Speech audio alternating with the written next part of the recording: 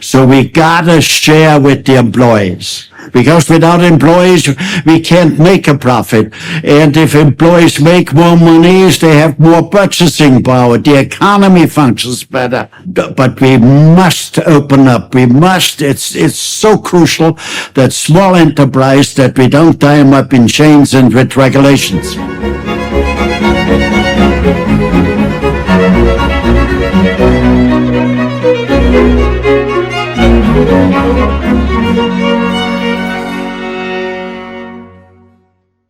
Hello, everyone watching and listening. Today, I have the honor to speak with Frank Stronach, founder and CEO of Magna International, one of Canada and the world's great companies. Frank built that company from nothing, starting in the 1950s. It's quite a story. We discuss the keys to motivating yourself, to starting and maintaining a successful and expanding business, why that's a good thing for yourself and everybody else.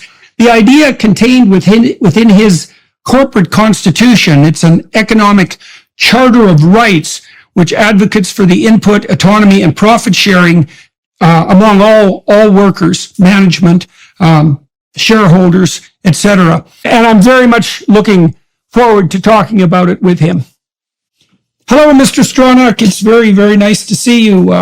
We met a couple of months ago at a restaurant in Toronto, and I had the opportunity to talk to you about your business ventures over the last 5 or 6 decades, which I found extraordinarily interesting. In the intervening period of time, I've read one of your books, the one that's more autobiographical, and I'm very interested in your story. I thought you would make a particularly good podcast guest because one of the things I do with my podcast is walk people through the lives of successful individuals, because I think it would be better if people believed that they could move forward successfully in the world and that they were equipped with some knowledge about how to do that.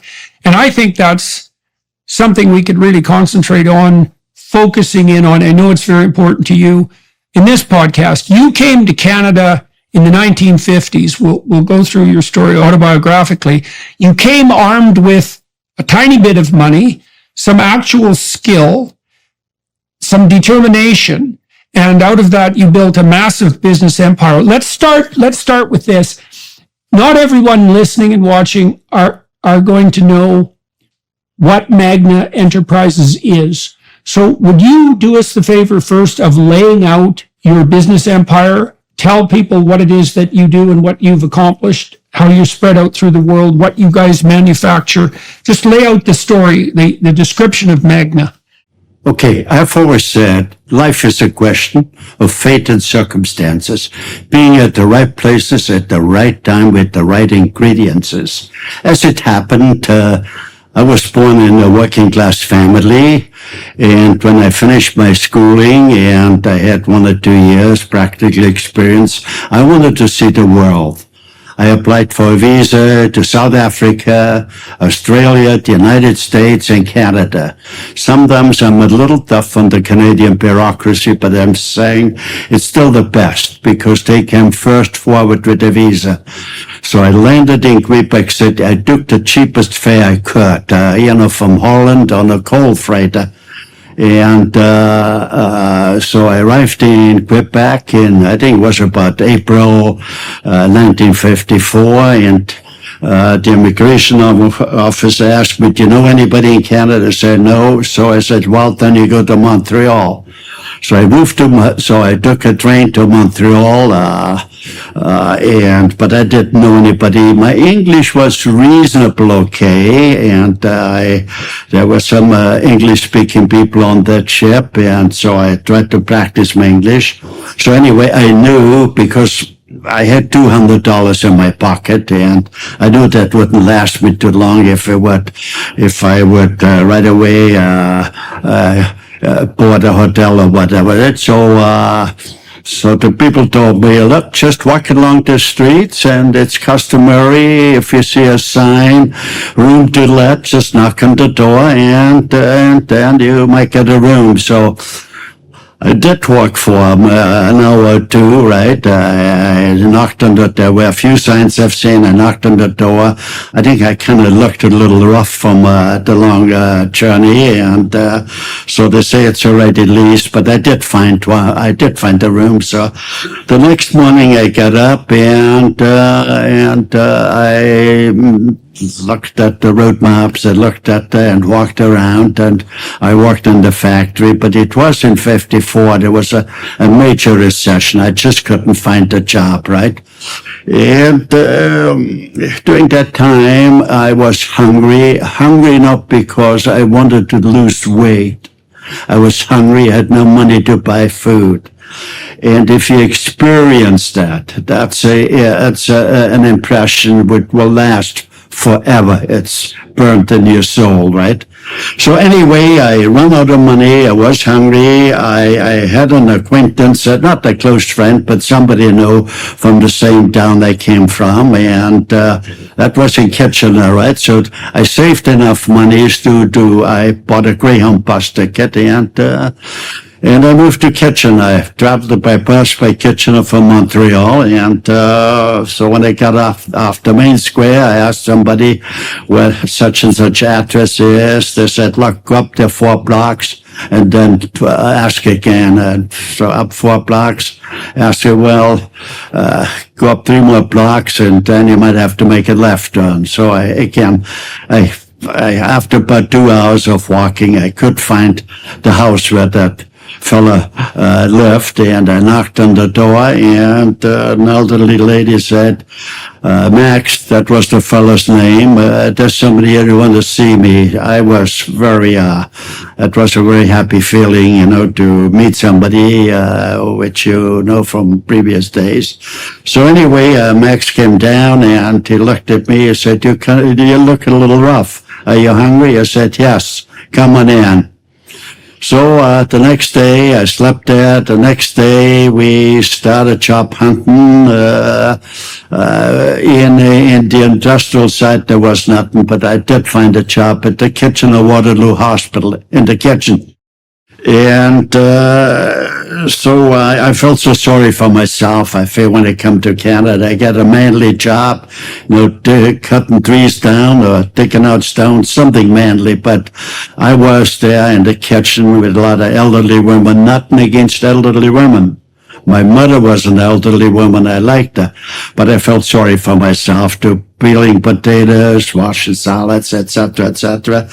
So in the evening, it was just itching to get away to be amongst people. In those days, there was an Austrian club in Kitchener, so I went there. In those days, there was slow dancing, right? A lot of music, and when they danced with a girl, what you do, where you're from. I say, I'm from Austria. What you do? Well, I work in a hospital. My hands were so smooth from washing dishes. They thought I was a surgeon.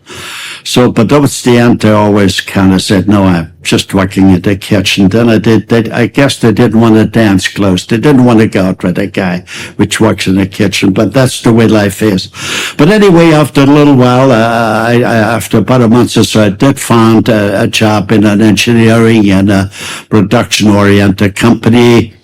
The company worked exclusively for the Aero aircraft, right?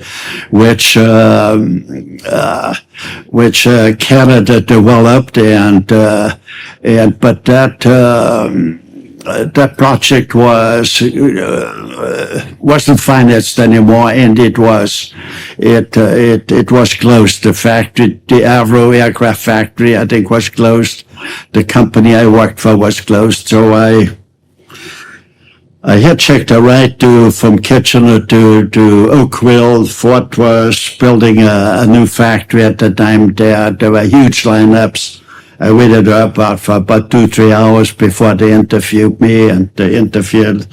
Yes, you're dual maker. You're too young to get any experiences. So I wasn't hired, and I drifted to Toronto, down the hitchhike right to Toronto. But years later, I had many times, a meeting, a lunch meeting, dinner meeting with the president of Ford, and they told me, "You're lucky. If I got hired at the time, I would be the president, right?" So I could tease him, right? I know him well enough that I could. But anyway, I did find a job then, a very small company, about 10 people. After a year, after a few months, the guy said, the owner said, "You're doing a great job. I want you to be a partner of mine." And my chest swelled a little, and that's great. And nice guy, but he'd never wrote it down, what it's all about. So I said to myself, there's nothing to do to run a factory. So I looked in the papers, and I found a job. I got paid a lot more. I moved in a rooming house where the toilets were in the hallway, and I saved every dollar. After a couple of years, I saved about $5,000. I rented a garage. Actually, it was the gatehouse of Standard Products in Dufferin and DuPont in Toronto. And the size was about maybe double the garage. I bought a few used machines. If I had a $5,000 saved up, I guess in terms today, that would be at least 100 or 150,000, right? So I bought the used machines, and out I went hustling. I knocked on factory doors, and I said, I'm great in solving problems. And I said, "Look, if I can't solve the problems, you don't have to pay me." But anyway, after 1 month, I hired a worker. After a year, I had about 10 workers. After 2 years, about 20. After 5 years, about 4,000. After 10 years, about 75,000. After 20 years, 125,000. And then I built up a company with 170,000 employees in 34 different countries. So anyway, the message I want to get across is, when we were younger, we all hustled to make some monies so that we can live in dignity. I guess I could have lived in dignity in all the 34 countries, but I chose Canada. I think I've seen the world, and I met just about every president, from Clinton to Putin to Tony Blair, just about everybody. And I could see Canada perhaps the only country now which could be a role model, where we could implement an economic charter of rights. Magna basically is more than a business. It's really a culture. I call it the fair enterprise system. The basic philosophy on fair enterprise is the human charter of rights alone is not sufficient. We have to fortify it with an economic charter of rights. Economic charters of rights will lead to economic democracies, and economic democracies are the basis for democracy itself. But let me explain it a little better, because we don't talk too much about it. Those conversations are not they're not plentiful, right? But let me simplify things now. All the politicians, all business, matter of fact, most people agree, if the economy doesn't work, nothing else will work. You cannot feed the hungry. You cannot look after the most fragile people, the elderly, the sick, and the handicapped. But we do not talk what drives the economy. The economy is driven by 3 forces: smart managers, hardworking employees, and investors. That means all 3 have a right to the outcome, which is profits. The message I want to get across is, if we fail, or if we do not let workers participate in profits, then we got a problem, okay? Because the world has always been dominated by the golden rule, and still is. The people which have the gold make the rules. I don't want to be dominated by anyone. If I feel that strong then I should not be able to dominate somebody either. So thereby, the only way we be able to achieve that is via an economic charter of rights. The message I want to get across to Canadians is the human charter of rights alone is not sufficient. We have to fortify it with an economic charter of rights.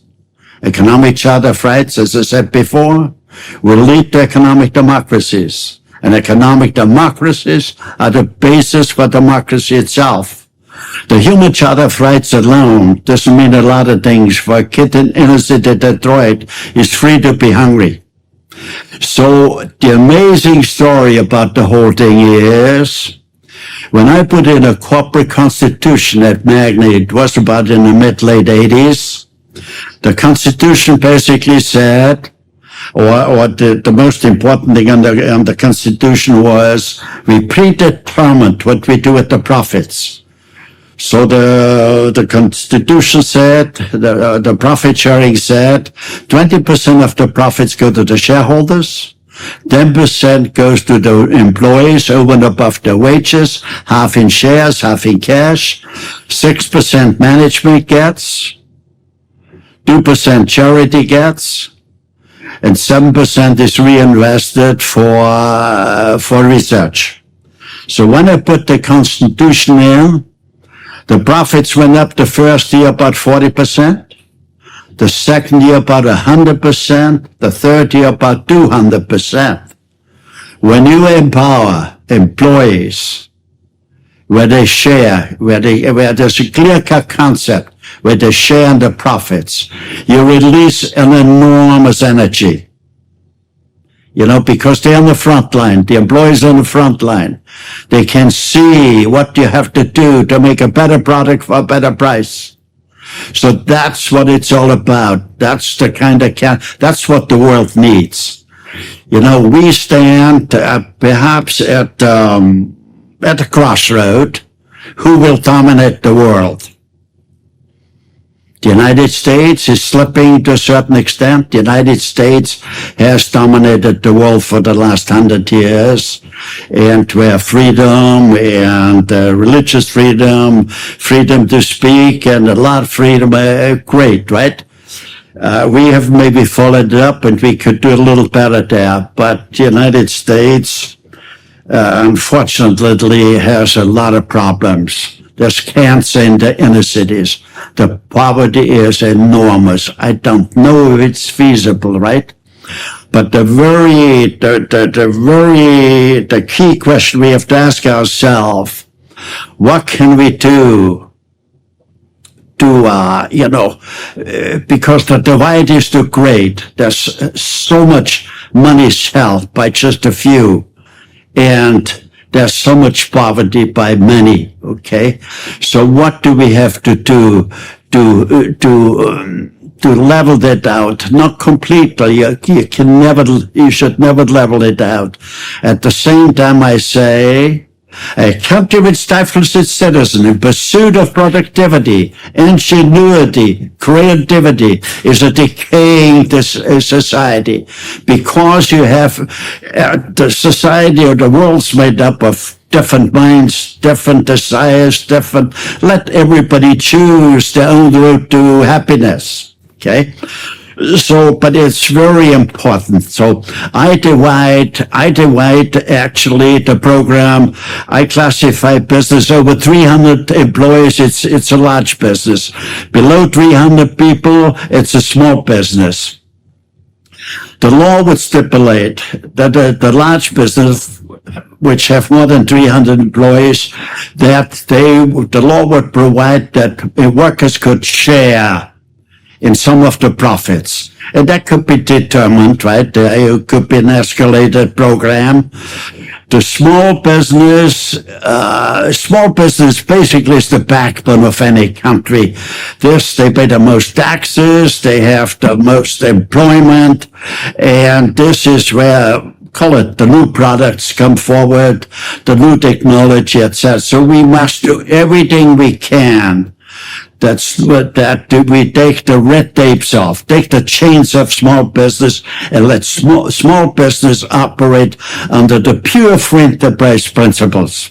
So the bureaucracy has climbed enormously, you know. I could never build a Magna anymore. Imagine starting out in a garage. Imagine to build 170,000 employees, over 400 factories worldwide. I could never, because I would choke under the first factory, right? And I could give you examples now how cumbersome it is, right? Okay, and when we look back 40, 50 years, yes, we have a lot of security, our safety measurement, and, buildings have to be built that then won't collapse over the snow load, etc. But the bureaucracy has climbed to such an extent. But I'd like to point out, to bring about change, you won't bring about change if you point the fingers whose fault it is. And you cannot do it with a chainsaw either. So I'm saying it's not the fault of the bureaucrats. In a free society, everybody has a right to find a job, whatever the job openings are. It's the system we have to change. Our politicians are trapped in the systems. Because the politics is whoever brings forward something new, any politician or party, they won't win because you could criticize them. So this is the problem. Politics, government can't fix things. So it needs a private citizen. It needs a coalition of what I would call concerned Canadians, where you could leave the program relative short, that you could combine. This is what we need to get the economy going. Because the economy, I think it's frightening what will happen over the next 5-10 years. We don't make things anymore. When you see factories, the factories are all warehouses. We don't make things. And when a country doesn't make things, they got to import everything. That is where the economy breaks down, and where there's no jobs, where people go hungry. So we got to avoid that. So I think I've given you a bit of a short overview, and I would be very happy to answer questions and how can we fix things? Okay, so I would like to know, first of all, what skills you brought to Canada with you and how long it took you to acquire those skills, say on the tool and die maker side. And then also, what attitude you think you brought to bear to your work that enticed the first person, for example, to offer you a partnership, but that also made you capable of taking the risk and developing the vision to rent that first empty garage. So how were you trained? How long did that take? What made you a good potential partner? And why did you have enough daring, let's say, or vision to rent that first garage? Well, the training, I served high school. It was only 8 classes. And I proposed to, in Canada, high school should end at grade 10, grade 11, and grade 12. Students should focus, we should teach them trades. And that doesn't mean that the students after grade 12 couldn't go to university. I'm just now telling people the situation I was exposed to. So it was a 3.5-year program.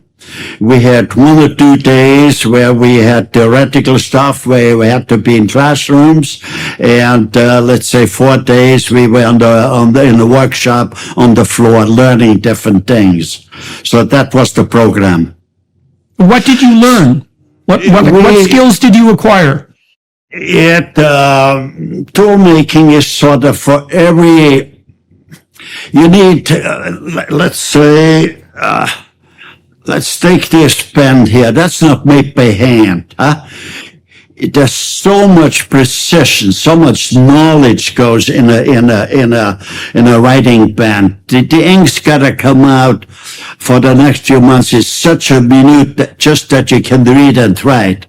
So you gotta make machines or tools or people may understand, well, let's say a bumper for a car is not made by hand, huh?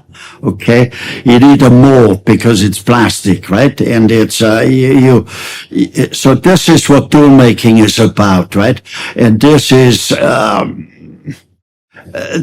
maybe the most important trade to get things done, to get things made, right? When you take a car, might it be a door, might it be a seat, might it be the bumper, right?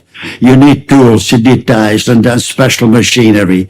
So that will, call it the basics, would take 3 to 4 years. And then it might take another few years till you slowly work yourself up that you be a qualified tool and die maker. We're facing the threat of a government shutdown later this month, and yet again, the administration will ultimately deal with it the same way they always do, with more spending. More spending equals a lower value of the dollar. Protect your savings by diversifying into gold with the help of the Birch Gold Group. And here's the best part. When you open a gold IRA with Birch Gold, for every $10,000 you spend by December 22nd, Birch Gold will send you a free gold bar. Just text Jordan to 989898 to claim eligibility before Black Friday. Birch Gold can even help you convert an existing IRA or 401k into an IRA in gold for no money out of pocket, and you still get the free gold bars. With an A+ rating with the Better Business Bureau and thousands of satisfied customers, you can count on Birch Gold to help you navigate transitioning an existing IRA or 401k into an IRA in gold.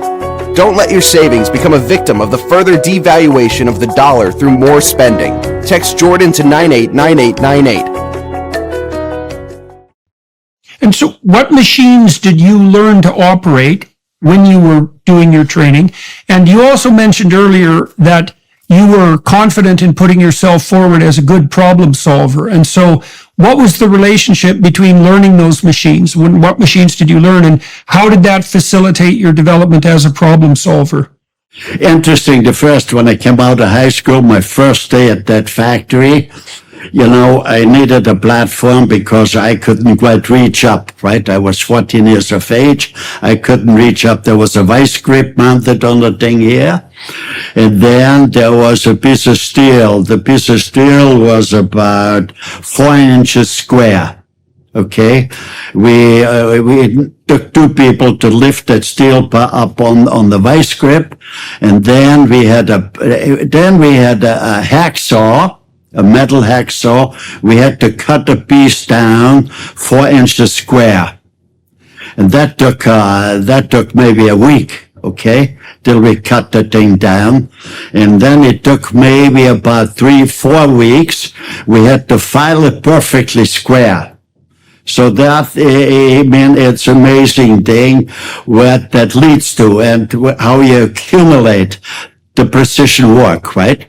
I did a similar school in Canada where we had a school here to teach young kids how to be tool and die makers, right? But anyway, so you go and then we learn things on a lathe where you make round things or a milling machine, and later on precision computerized machines, etc., etc. So you go to a stage, right? Okay. So anyway, that's what I did, my first job then in Toronto as a tool and die maker. We made stamping die, right? We did to maybe punch out a piece of metal and with some holes in it. And so that's basically what the tool and die maker does. And as you go along, it gets more and more sophisticated. Right. So you got familiarized with a wide variety of tools and the ability to make precision parts. Now, you said you also became a good problem solver, and then you also developed this idea that you could rent your own garage and start producing your own tools. Now, one of the things you said was that when you went out to sell your services, you told your potential customers that you could solve a problem, and if you didn't, they didn't have to pay you. And, the reason I want to focus on that in part is because I want to know how you developed the vision to rent that garage to begin with, but also how you knew that the proper thing to sell to potential customers was your service as a problem solver, right? Because what you were saying to them essentially is, well, you guys have a problem and it's plaguing you and you need it solved, and I'm the guy that can solve it, and I'm willing to, demonstrate my capabilities, which is really an excellent approach to sales, because you want to find out what the person's problem is and you want to be the solution. But how did you develop that problem-solving ability and your confidence in it? And then why did you think it was worth taking the risk to rent that first garage? Jordan, you ask great questions. Those have to be answered. The reason why I'm sitting here is, look, I want to roll off the experience I accumulated. There's thousands and thousands and thousands of young Canadians out there which could do the same thing if we teach them the basics, right? And I think a society would be much better off with thousands of smaller companies than one or two large companies, right? That's the idea. So anyway, so I opened up that factory. I could solve a few problems. I got some orders, and I like I said, after 2 years, I had about 20 people, and I noticed my foreman was a little different, right? Because when you work so closely together, his name was Herman. I said, Herman, what's the matter with you lately? Well, he said, Frank, I'm thinking of opening my own factory. I said, I sympathize with that. That's what I did too. I said, look, why don't we talk tomorrow? Maybe we can find a better solution. That evening I was talking to myself, and I said to myself, if that foreman's gonna leave me, that would stifle my growth. I didn't like that. The next reason was, if that foreman's gonna leave me, I gotta do all the work myself. I liked it even less. The third reason was, if I hire a new foreman and I don't show him how to run a business, I still got to do all the work. And if I hire a new foreman and I show him how business is run, it's just a question of time before he goes out and opens up his new factory. I think the key is we need those experience. There is this huge potential, right? This huge energy which lies dormant in people. We got to teach them the right way. So I think it's important, while I'm still have everything in my mind quite clearly, that we record that. And it's great that your skill is to ask the right question: how come and how what, right? Okay, so I'm delighted to sit here. Well, so you grew very rapidly. So there's two mysteries there to me, because one of the things I've noticed with small businesses, for example, is that it's very difficult to get your first customers, right? It's very difficult to get from 0 to 1. Once you have a customer or two, the next customers start to be easier because you can refer them to other customers you have. But getting those first people to decide that you're the person when no one else has done it, or has been willing to show that faith, that can be very tricky. So what do you think you managed successfully how do you think you managed to present yourself successfully to the first people that you offered your services to? Well, price and quality doesn't function, right? And if you have a lot of knowledge and you transmit that knowledge to other people, then you can give a great service, better pricing, better functioning machinery, better tools. So that's the very key, and that's what I would like to transmit. So fortunately, around that time, that's why I'm always saying life is a question of fate and circumstances, being at the right place at the right time. Around in the early 60s, there was a free trade arrangement signed with the United States. And I see this huge potential out there. I should say I didn't finish up when I talked the next day with my foreman, where I said to him, look, why don't we open up a new factory? You own a third. And I said, no more overtime. I own 2/3. And by the end of the year, we take pro rata some monies out and we leave some monies in for expansions. He said, do you mean it? I said, yes. We went right away to a lawyer and signed the thing here, and the guy hustled like crazy. You know, he spent more time in there. That was his factory. Basically, I took the next foreman, the next foreman, the next foreman, the next foreman. I said, business is easy, right? And then, when I had I think it was about 6 or 7 factories, and the free trade arrangement came into the being.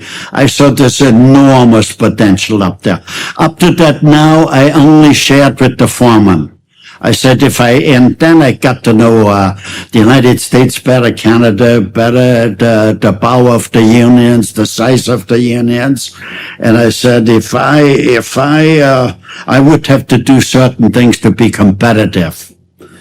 So I had a friend of mine, a machinery dealer, and he said, I kind of explained to him, I really should go public because I want to have the workers also participate. Well, he says, I know a fellow, which his name is, I'll remember the name. It's immaterial, but anyway, he gave me the name. I met him at the ski hill. We went skiing together up at Church Beaks, and he said, "Look, that was Magna Electronics." Okay, he said, "I have a certain age. I would like to retire. Why don't you sell your companies in Magna Electronics and you have close to control, and then you could put that program in that where you can share the profits with workers." So that's what I finally did. That I was totally green when it comes down to public company, right? I did not have total control. I had a board there, right? And they were more in driving the stock up, right? The defense industry was very, they were mainly, Magna Electronic did mainly defense work, right? And that was very popular. And I was in automotive, and I said, after a year or so, I said, I don't think this makes a lot of, I said, I want to be out, okay? And I said, I sell my stock on the market. So they pleaded with me, please sell the stock to us. And I said, fine, no problem. And give us a year time. And I said, fine. They were basically okay, guys. But the market kind of went down, the shares dipped, they didn't have the monies. I never sued anybody, and I just said, look, under the circumstances, you guys can't be on the board. And then I put in different directors, and after a while, I went to the board and went to the public and say, I forgo about 25% of my stocks if you, the shareholders, vote for a multiple vote. Because I came to the conclusion, I want to run things, and I can't have 20 guys or 50 guys left and right discussing, debating forever, right? So the shareholders voted for that. Then I said, in return, I also give your thing a certain discipline. This is where I put the corporate constitution in. That if I had control, I only could take out so much. There was clear-cut control what management could do. And that sort of became the Magna environment. Okay. But yeah. Well, let's go back to your foreman. So you had said that when you made that arrangement with him, that you valued his work and you wanted him around, and you were concerned that if he left, well, all of that work would fall on your shoulders again and also stop you from moving ahead. And you sat down and contemplated what sort of deal you would have to make with him in order for his needs to be met and yours. And there's something very important there about the nature of a deal. People often think that with a deal, you try to win, or with a deal, you try to compromise. But my sense with a proper negotiation is that you want to figure out what you want so that you're thrilled to progress with the deal, and you want to figure out what your partner wants so he's thrilled to progress with the deal. Because if you set it up that way, then your interests are aligned and you're both going to work as hard as you can autonomously. Now, you knew your foreman had the same kind of entrepreneurial vision you did, and you wanted to unleash his abilities. And so you offered him a third of the company. You said you'd take 2/3. And then you said he was thrilled, which is a good thing to have happen in a partner. And he went off and treated this factory like it was his own, partly because it was. Now, and then you said you duplicated that subsidiary structure across 6 factories and then expanded much more dramatically. And you also, at that point, also noted that principle of distributed ownership should be brought down to the workers. So you were starting to develop that as an explicit philosophy. Now, why do you think it was that you realized that your foreman needed ownership? Why do you think you were willing to grant it to him? And why do you think that the agreement that you made, which was that you would own 1/3 or that he would own 1/3 of the company and you would own 2/3, why do you think that was a desirable and compelling motivational arrangement for your foreman? First of all, a deal, it got to be a deal for both sides. It's got to be good, right? And as a company grows, circumstances might change a bit, et cetera, so you make provisions if you can. The reason why I think he was delighted with the deal is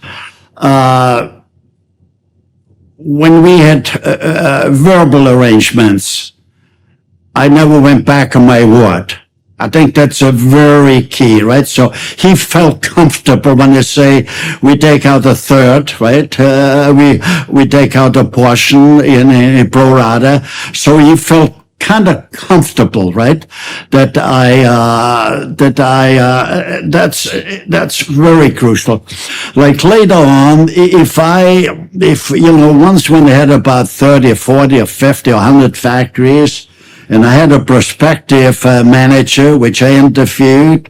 I said, look, there's the name, the addresses of 100 factories. Pick whoever manager you want to choose and ask him how I run things. Okay? The message what I wanted to get across, if you promise something, you must keep it. Doesn't matter what the thing is. Because if you got the ability, you can always make monies. If you lose your reputation, you can never repair it.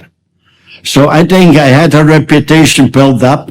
And again, when I said small companies, you don't need a formal structure. It's kind of loose. It's pure free enterprise. Like when I was small, when I had about 20, 30, 40 workers, I showed him my bank book and said, look, this is our contract we have here. If you do X, I share it with you, right? So it's pure free enterprise. And that's what I want to get across. That's pure capitalism. But capitalism, if we don't change, if we do not let workers participate, the system is self-destructive. And let me give you a quick story, right? I spent a lot of time in Washington. At one time I had a meeting with the leader of the House, Mitch McConnell. He's the senator from Kentucky. He was the president of the Senate. I had a farm in Kentucky, so I knew him. So I said, Mitch, let's, I'd like to see you one of these days. So we arranged, I met him, and I said, Mitch, America did great via the free enterprise system. And without free enterprise, there's no free society. So we must do everything we can to have free enterprise. But I said, free enterprise got a major problem. So he said, what do you mean by that? I said, Mitch, more and more capital is held by fewer and fewer. And I said, in nature, when a species does not reproduce itself, another species will take over. And the laws of nature are much stronger than any man-made law, right? And that's what happens now. That's the way we're gonna go. So we gotta share with the employees. Because without employees, we can't make a profit.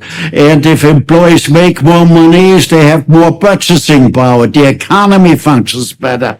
Okay? So we must have the large companies, they must have more of a discipline because sometimes they run by institutions, and they have got no more affinity for people, that they just look at the share price, they look at the profits, so it's not there, right? So, the owners are not there anymore. So anyway, we need a discipline there, but we must open up. It's so crucial that small enterprise, that we don't tie them up in chains and with regulations. The Bible is the root of all wisdom, inspiration, and spiritual nourishment. The Hallow app empowers you to explore the Bible's profound teachings and to effortlessly incorporate them into your daily life. A great place to start while you deepen your understanding of the Bible is to check out Father Mike Schmitz's Bible in a Year, available on the Hallow app for brief daily readings and reflections. Here you can dive into an extensive library of Bible reading plans, accompanied by insightful reflections and audio-guided meditations. Whether you're a seasoned Bible reader or just starting your journey, Hallow provides a platform for you to engage with Scripture like never before. Studying the Bible's literary brilliance has influenced countless writers, poets, and artists throughout history. By studying the Bible yourself, you'll gain a deeper appreciation for the power of storytelling, symbolism, and metaphor, enriching your understanding of literature across different genres. The Hallow app also helps you connect with a community of like-minded individuals, sharing experiences, insights, and encouragement along the path to spiritual growth. Download the app for free at hallow.com/Jordan. You can set reminders and track your progress along the way. Enrich your education and nurture your mind and soul today. Download the Hallow app at hallow.com/Jordan. That's hallow.com/Jordan. hallow.com/Jordan for an exclusive 3-month free trial of all 10,000 plus prayers and meditations.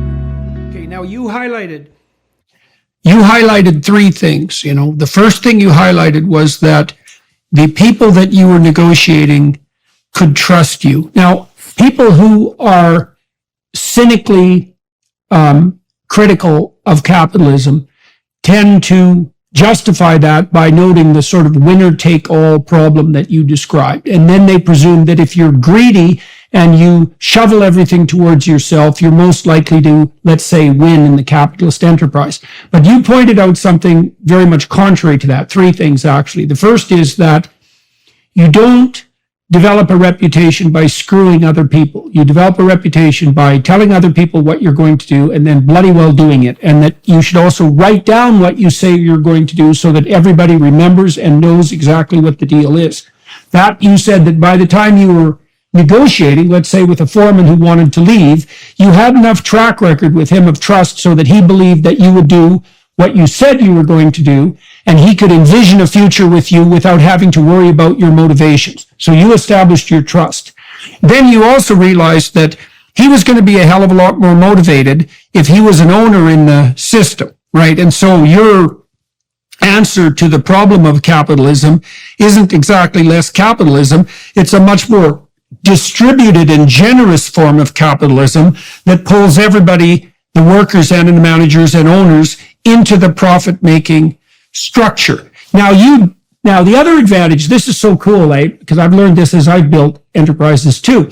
If you make a really great deal with someone and the person's good and they're competent and they're honest and they're productive and they're generous, if you make a really good deal with them and you can let them go off on their own, that means that they're going to take care of 1,000 details on their own, keeping their own affairs in order that you don't have to take care of anymore. You don't have to micromanage.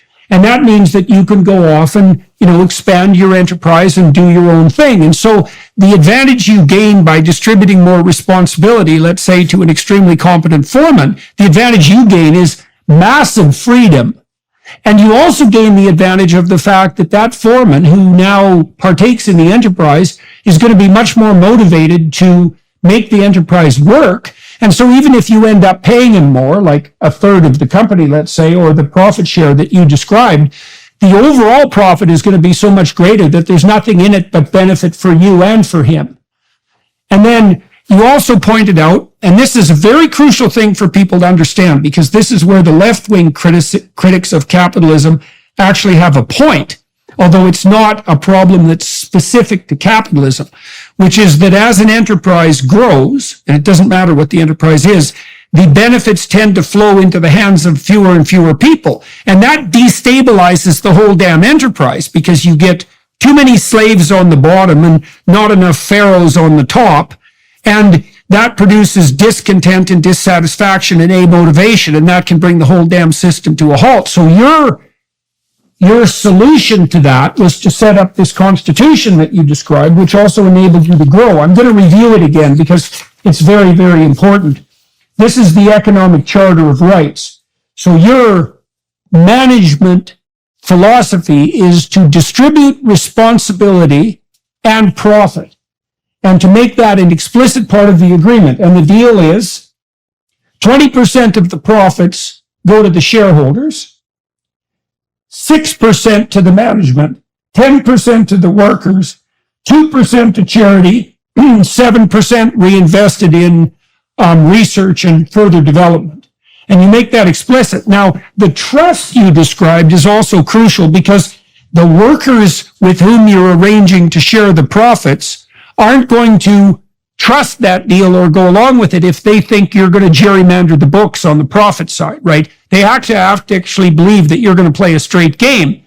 But if you can explain to them that, well, you're going to play a straight game because if you motivate them properly, they're going to work a hell of a lot harder, and everybody's going to make a lot more money, and the products are going to have higher quality, and we're going to sell more, then there's absolutely nothing there for people to, steal selfishly and run away with. There's only the possibility that all that distributed responsibility and ability is going to produce more and more, it's going to be more and more productive and more generous. Now, I asked you when we met at the restaurant a couple of months ago whether or not you had run into labor problems as you grew, because going from, no employees to 100,000, you're obviously going to be dealing with potential labor issues. And you said that as a consequence of this constitution and the trustworthiness of the process that you've been able to pay your workers a premium rate, but that you've also had almost no labor trouble.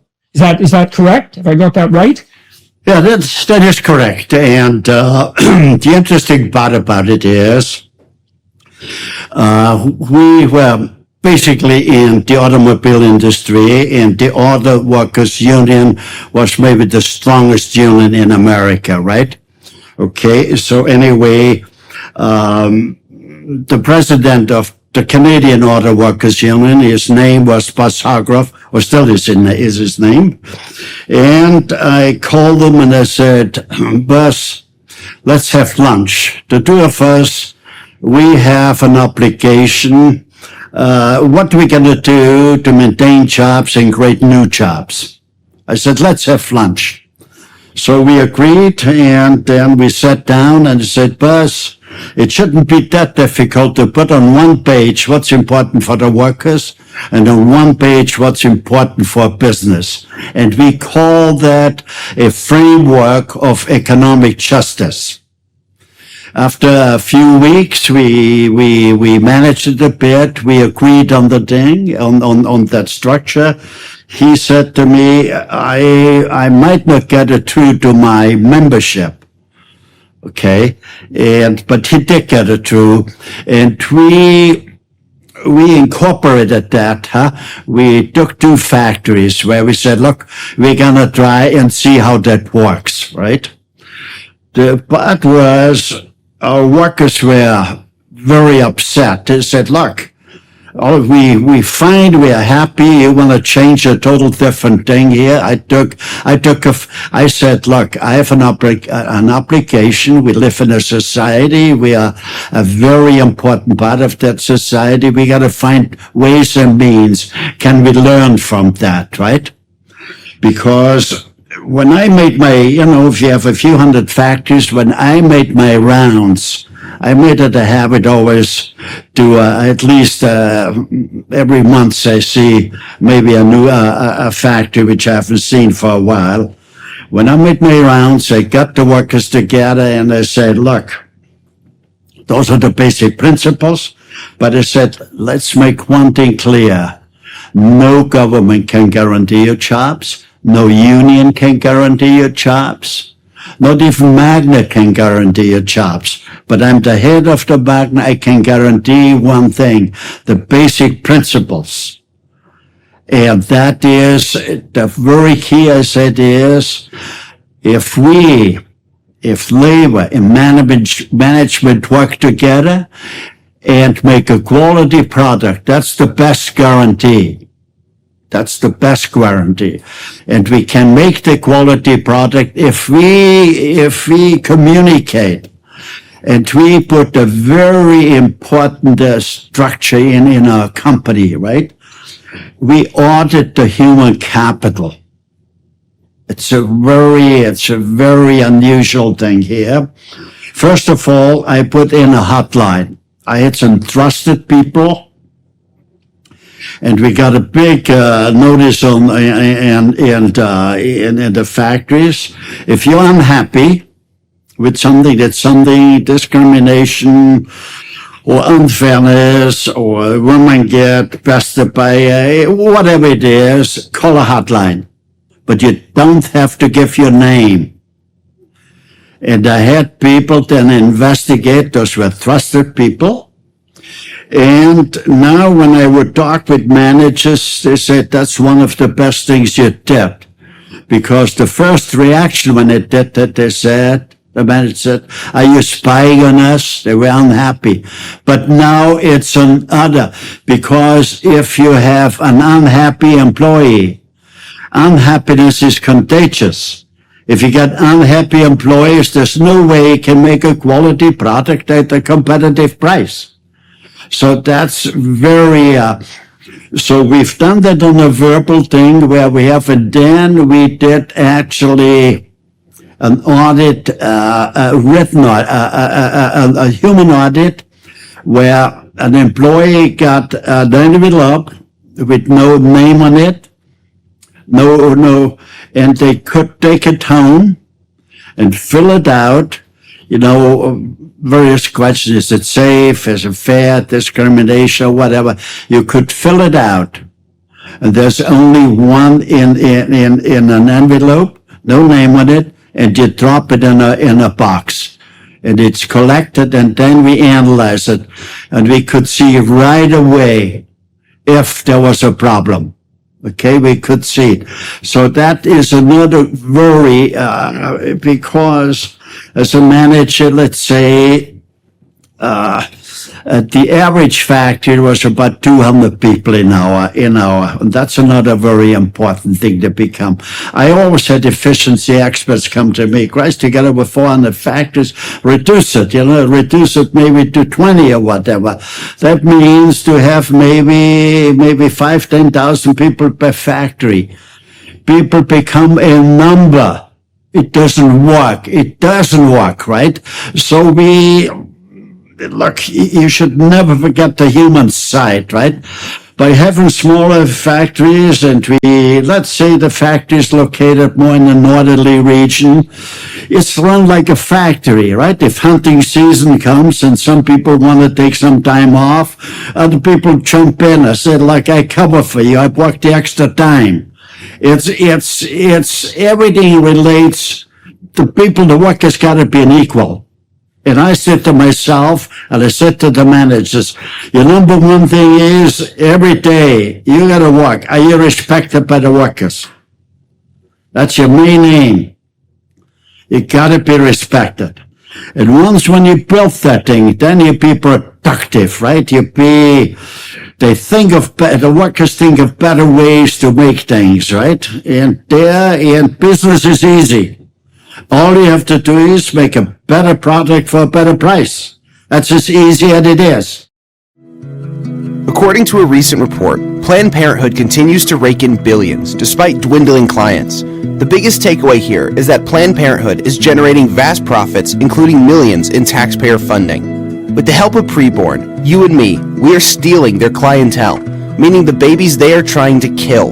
Preborn operates on a very slim budget as they rescue over 200 babies' lives every day, and they receive no government funding. Preborn's network of clinics are situated in the darkest corners, competing head-to-head with the abortion giants. They need our help now more than ever.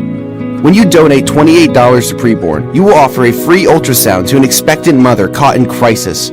Once she hears that heartbeat and sees that precious life, her baby's chance at life doubles. If you would like to sponsor a precious baby's life, your gift will be tax deductible and will go directly towards saving babies' lives. Dial pound 250 and say the keyword baby, or visit preborn.com/Jordan. All gifts are tax deductible. You will never regret saving a child's life. That's pound 250 baby, or visit preborn.com/Jordan. So you pointed out there are a number of things that are extremely interesting. So one of them, you imagine that you're trying to differentiate your enterprise as it grows. You have 100,000 employees, and obviously there has to be a hierarchy between you and them. The question is, what size should the pieces of that hierarchy be? You know, there's an anthropological literature that relates cortical expansion, so brain size, to average group size in primate communities. And the optimized group size for human beings seems to be something around 200. What generally happens in hunter-gatherer societies is that if a society exceeds about 200 individuals, it'll break into two separate societies. That's very common. And I think the reason for that is, I think the reason for that is the one that you just pointed out, is that there's once a network of associations gets to be too big, you stop having that personal connection with people and you start to become a number. Like, I've certainly seen this in educational institutions. You know, the huge universities reduce the university students to numbers. They're irrelevant. There's no personal relationship. And so the students end up feeling alienated, and that demolishes their motivation. And, you know, in the typical educational apparatus in the higher education field, you have a 40% dropout in the first year. And that's obvious. That's a catastrophic figure. And I know a college, Hillsdale College, a small place. It's only got 1,200 people and it's hierarchically organized. They've managed to get their dropout rate down to 1%. So 40% is an absolute crime. Now, how do you talked about human audit. You also talked about allowing employees to put forward their concerns and to indicate their unhappiness with process and to bring new ideas to the forefront without having to worry that they were going to be targeted for doing so. And that was very effective. So you set up communication networks in your factories and you kept them small so you could do that. How do you guys do in terms of employee wages, in terms of per capita employee productivity, and with regard to turnover? Well, first of all, when I listen to you, there is in universities lecture course or what is the optimum people who are on the leadership, etc., and how many people are below or whatever. It's 200, right? So I should go back to school to maybe learn more about that. So that's, but in practice, you get to know. You learn as you go along. In practice, and every business might be a little different, right? Okay. But in our thing, what I could see about a factory with 200 people, the manager had to again and practically know everybody by his first name. And how is Billy, your son? How is he in football? It's that kind of environment, right? A genuine, not a phony one, right? Not a phony one. Because employees will realize if it's phony, you know, or if it's genuinely meant, right? That's very crucial, right? So anyway, over the years, I gave a lot of lectures in universities, and I always start the students when they started out, the success of life can only be measured, the degree of happiness you have. But I said, let me tell you from my experience, it's a lot easier to be happy if you got some monies. The smart students always have asked, well, how can we make some monies? So I said, look, if you be around 20, in your early 20s, you don't know yourself that well. Experiment a bit. Do something what you enjoy. When you enjoy something, you're going to be good in it. If you put in the extra effort, you could be one of the best, whatever it is. If you be one of the best, money is a byproduct. But I said, but one thing don't forget. You must not forget. Life has been great to you. Your parents sacrificed that you perhaps went to school. You have a right to use that knowledge, what you accumulated in school, for your own benefits.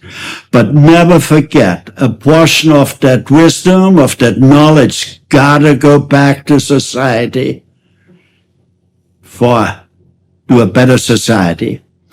But the very interesting thing is, it's only the last number of years I came to the conclusion that, look, we have no faculties, right? I mean, as far as I can see universities, their mandate is to teach young people, can we have a more civilized society? Or be more specific, can we teach young people, can we as a university participate to develop a structure which could lead to an ideal society? That should be the main focus of a university. Yes, we in universities, we teach great medicine, great art, great sport, great technology, but we do not teach, what is the structure of an ideal society. But it dawned on me, in the United States, about 70% of the universities are subsidized by private industry. And in Canada, 100% under the provincial jurisdiction. Okay, 100% subsidized. And management doesn't want to bite the hand which feeds them. Okay, but luckily I could convince the Minister of Education of universities, Jill Roundtree, and I think I'm doing a series in search of the ideal structure, which would lead to an ideal society. Your workers, you've had little labor trouble formally. How do you know that your workers are in fact comparatively well paid in relationship to other enterprises of your type? And how do you guys do in terms of retention and promotion? Well, we do constantly a survey. The corporate constitution says the wages got to be average to the competition within the region. And the profits in Lake Town, we had a formula. It's not up to a manager to say, I like that person or this or that, she's beautiful or whatever. We have a formula. The formula was based upon, we wanted to reward loyalty. And suppose you get a point for every year you've been with the company. Suppose you've been with the company 5 years, you get 5 points for loyalty. And suppose you get a point for every $5,000 you earn. And suppose you earn 50,000, you get 10 points for knowledge, right? And the more points you have, the more you share out of the pot, right? But it's pre-formulated, right? So we want to reward loyalty and performance. The managers are separate, right? They purely participate in their factory. I've always said there is no bad employees, only bad managers, and there's very few bad managers, or let me rephrase it. There's some managers which need more learning experience, right?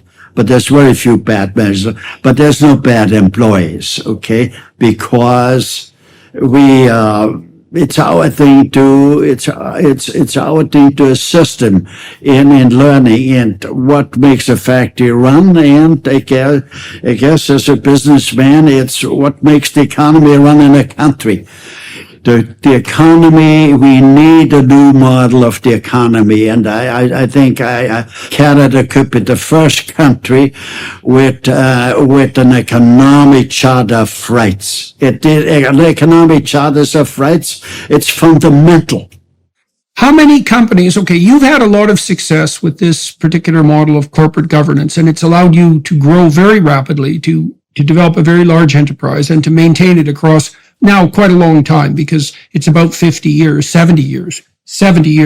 That's very long in the corporate world.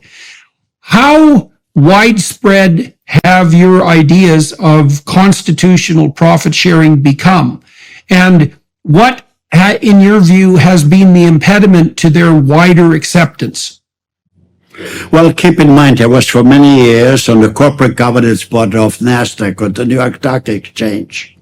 Okay, where we take a look, minority interest or the market not behaving properly, right? And we interfaced with the SEC Security Commission and brought forward that the market needs changing. Okay, there's no different in here. It's a constant, and it should be done within the company, right? And so it's expected that management live to certain standards. Employees have to live in society. We have to teach standards. We have to. We don't teach enough for our kids what it's all about, okay? And after I finished my schooling in Austria, I moved to Switzerland, right? It was a great learning experience. It's a great country with great people. It's made relative easy to demand a referendum. Okay, and so important things to have referendums. In about 2 years, I think it was in the Wall Street Journal, Swiss people defeated the referendum to have more vacation. I think the referendum was to move the vacation up from 3 weeks to 5 weeks. The people defeated it and said we cannot afford it. Right. It's the ultimate democracy. So why have the ideas that you've put forward in relationship to the corporate constitution not being accepted and implemented by more companies, do you think? I mean, your model has shown that if you're more generous with the profit distribution, and if you formalize that distribution, you seem to gain an increment in productivity. And so why, also given the fact that, capital tends to accrue in the hands of fewer and fewer people, and that's a problem for the maintenance of the popularity of the capitalist system in general, why do you think your economic model hasn't met with more acceptance? Is it just that it's too new? New ideas take a long time to distribute. What's the impediment? Sure. I wrote a book, The Greed Factor, right? And Homo sapiens are born with some greed. Without greed, Homo sapiens cannot exist. And but greed, after a certain thing, it's the most destructive force. So, like I said, I've been on the corporate governance board. It's what an education. We've made it too complicated for public companies, right? The paragraphs, it's so complicated that it's just not feasible anymore, right? So young entrepreneurs think, and so everything is more complicated. So we gotta get back again. And there was nothing wrong with Canada about 40, 50, 60 years ago. Everything functioned quite well. So we have gotten into that, where we analyze, where we look, when you look at our, the best way to bring it across is when you take a look at our tax codex. It's a thick book with thousands of paragraphs. Keep in mind, when I fully run Magna, I had 20 lawyers on one side of my office and 20 financial experts just on the other side. when I went to the lawyer, since I'd like to do XXX, is that within the law? Well, they said that's within the law. I went to the thing here now. How is it treated from a tax point of view? After a week, you got the thing. It's so complete, it's so gray, it could be either way. But they said there's some experts down in the city, which so you send them the problem or the clarification. After a few weeks, they get a big bill, and they say it can be either way. So everything, every paragraph, there's thousands and thousands. They're more convoluted than the others. Until we have a tax system, black and white, where everybody can fill out down, how can a society function? The tax system is slanted in favor of specialized interest groups. That's the dilemma. Well, so you mentioned earlier in our conversation that you believe that it would be very difficult for you to start your, dual garage basic factory today, that the regulatory burden would be just too high. And so, as societies move forward in time, they tend to accrue more and more rules, right? They tend to stagnate themselves, and that's a constant danger. I mean, one of the advantages to the capitalist system is that large, unwieldy enterprises that no longer function get killed by the market and disappear. And we don't really have an equivalent function of death, let's say, in the bureaucratic realm. We have elections, but that doesn't really affect the bureaucratic state. Do you have any sense of how it might be possible to clear out some of the regulations that are impeding entrepreneurial development? And have you had any success in talking to politicians, let's say in Canada, about how some of that house cleaning might occur? The politicians can't do it. I could give you many reasons, or maybe some other times we have a little more time. But and again, I want to point out, no chainsaw approach. It's not the fault of the bureaucrats, it's the fault of the system. But one civilized way would be not to rehire till they reach a certain status, right? And it's got to relate to the GDP, to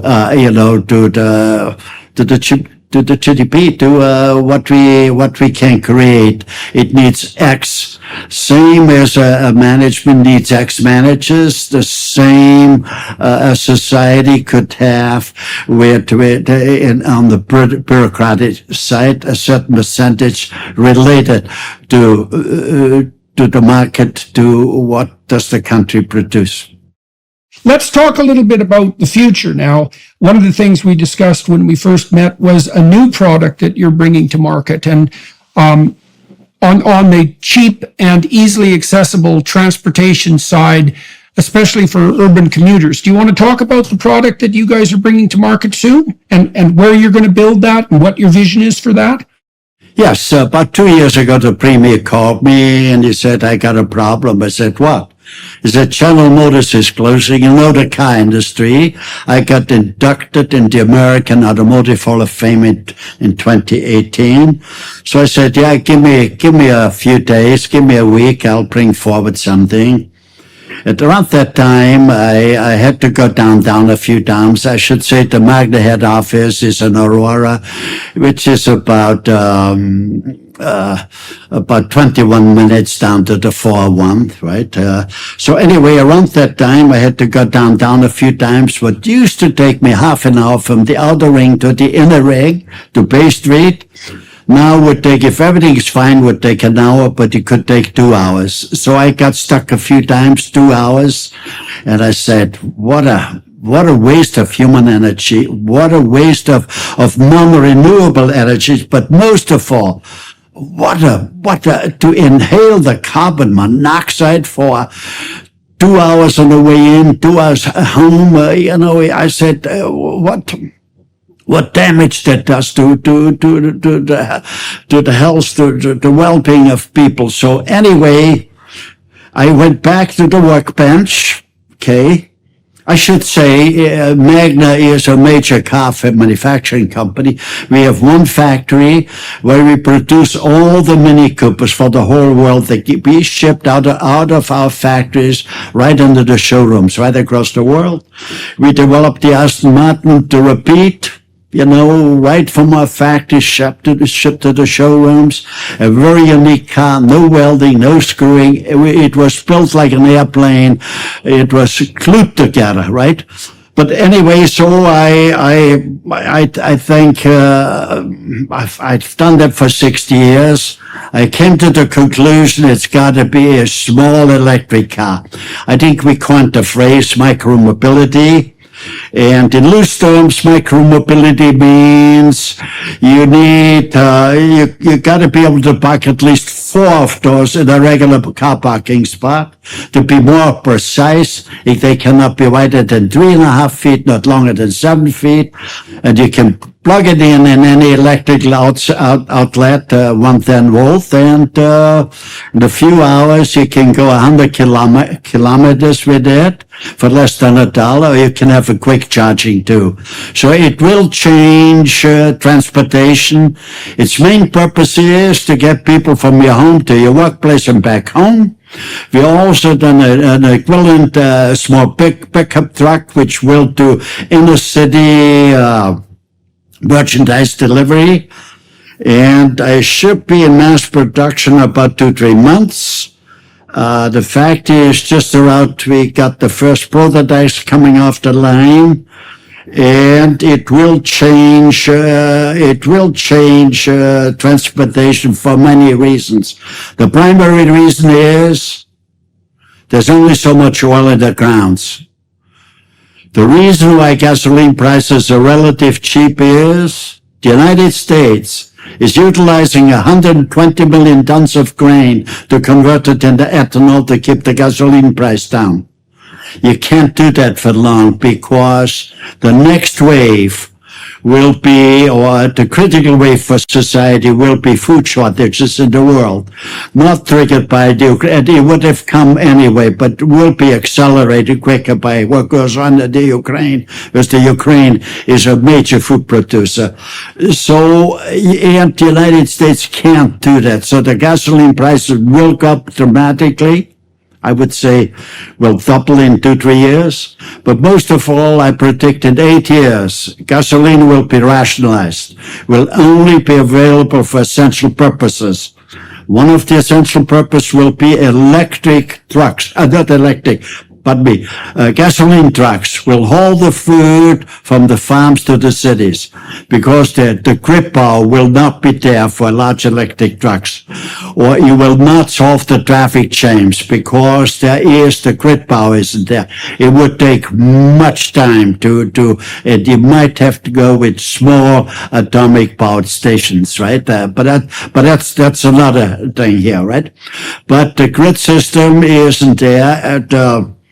I built the first hydrogen car with BMW about 15 years ago. Yes, it works, but much more cumbersome, much more expensive. And I see a small electric car, that's the answer for now, for the next 50, 100 years. Do you want to talk a little bit about what it looks like and what people can expect? What people can expect to see and experience when they use this particular vehicle? Okay, they're basically small, right? Again, its main purpose is to go from your home to your workplace and back home. Okay, and that means we have stifled the speed at 32 kilometers per hour, right? So basically, the insurance be so minimal or practically none because you can't do any damage. Two people can sit in a car, people in the pickup truck. There's 4 people can sit in there. It could be a taxi. It could be merchandise delivery vehicle. So I think we have We showed it on the Canadian Auto Show. We had the biggest lineups and thousands of people drove it. They got all enthusiastic about it. And the key question is, how do we got to get around? That's the key question. Right. Well, it looked like a kind of a hybrid between electric car and a motorcycle, essentially. And you mentioned as well, that many families have a conundrum where, because there are two people working and they tend to work in different locations, that they need two vehicles, and one of the vehicles, and both vehicles are very expensive, and they're over determined for the purpose. People need a commuter vehicle, essentially, as well as an ordinary vehicle to do all the other things they need to do with it. And your sense was that this vehicle would supply a low-cost alternative to people who primarily need transportation to work and back, and who wouldn't be using who would be using their other vehicle for primary purposes other than that. Does that seem about right? A few changes. When I look down the road, now usually call it the middle class has a two-car garage, two cars, right? Because the husband maybe went to work. In some cases, the wife do, but in many cases, the wife stayed home. She had kids, had to bring the kids to school or the shopping, etc., etc. So when I look down the road, I think you need a special permit for a large electric car for a family, that you could go to the cottage, or that for special purpose, not for daily commute, huh? Okay, and you have two or three, you could get four small cars in there in a regular two-car garage, and this is where kids or see their friends, or where the wife or the husband go shopping, so you to run around, right? To do things, meet up with your friends and go to school or whatever, go to work, and just it's reliable transport at low cost and no greenhouse gases. I would like to thank you very much for the time you spent today. I think it's very useful to explain to people. I think it's extremely useful to have explained to people. Jordan, I don't want to flatter you.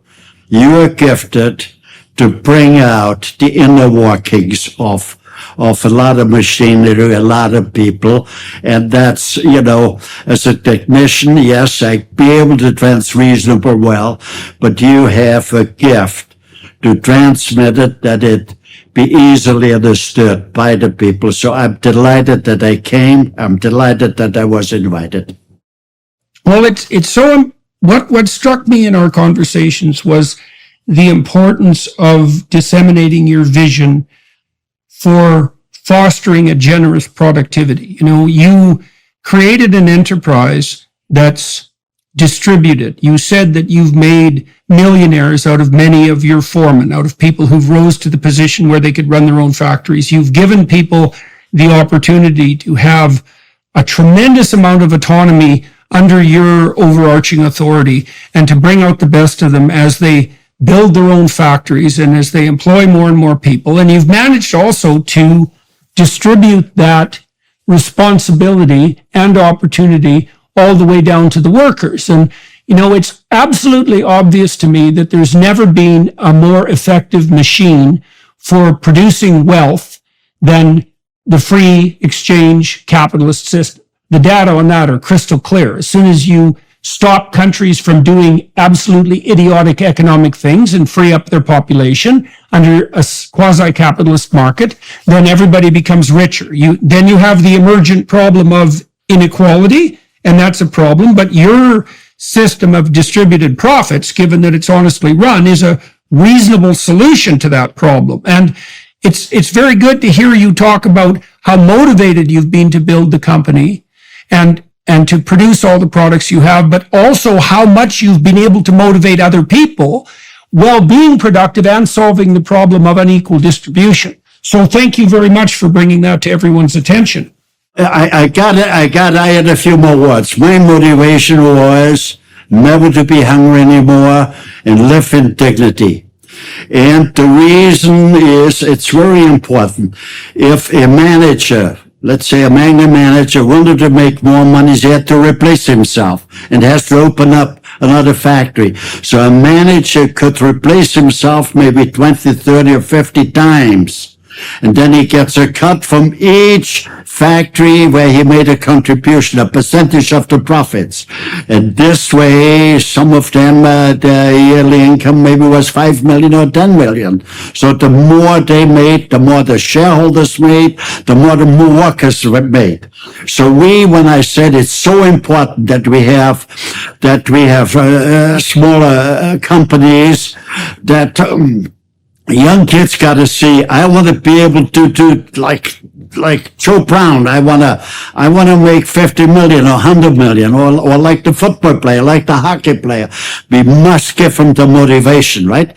But let it be, right? Some people are quite happy with an XXX. Let it be. Let everybody. I love the Beatles, their song. Let it be. Let it be. Let everybody be. Let everybody be. Let everybody find their own way to happiness. Thank you. My pleasure, man. To everybody watching and listening, thank you very much for your time and attention. The film crew up here in Northern Ontario and down where Frank is, thank you for the provision of flawless technical expertise on this front. To the Daily Wire Plus for making these conversations possible. I'm going to continue talking to Mr. Frank Stronach for another half an hour on the Daily Wire Plus platform. A bastion of free speech in an increasingly censorial world. And so if those of you who are watching and listening are inclined to devote your attention to that platform, that would be much appreciated and maybe increasingly necessary as the months unfold. I'm looking forward to coming and looking at your factory, Mr. Stronach. I think that would be very much fun. I love looking at industrial enterprises because, well, it's lovely to see that much concerted and harmonious effort working out to produce things that people actually need.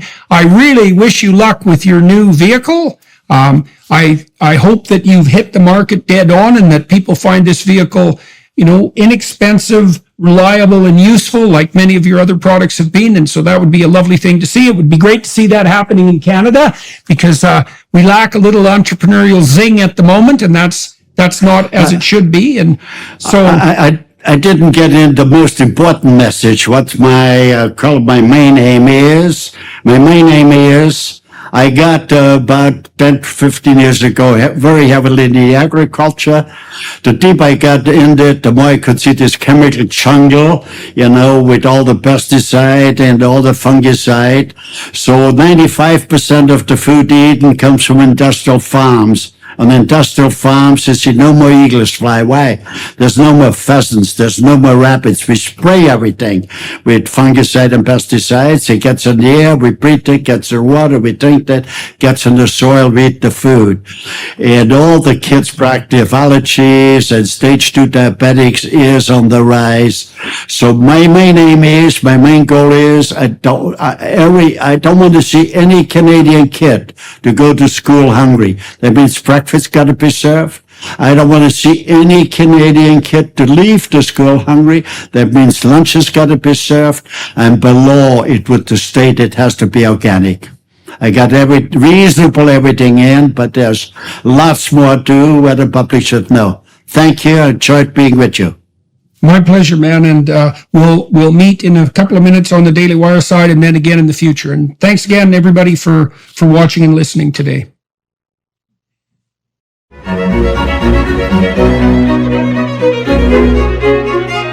Thank you.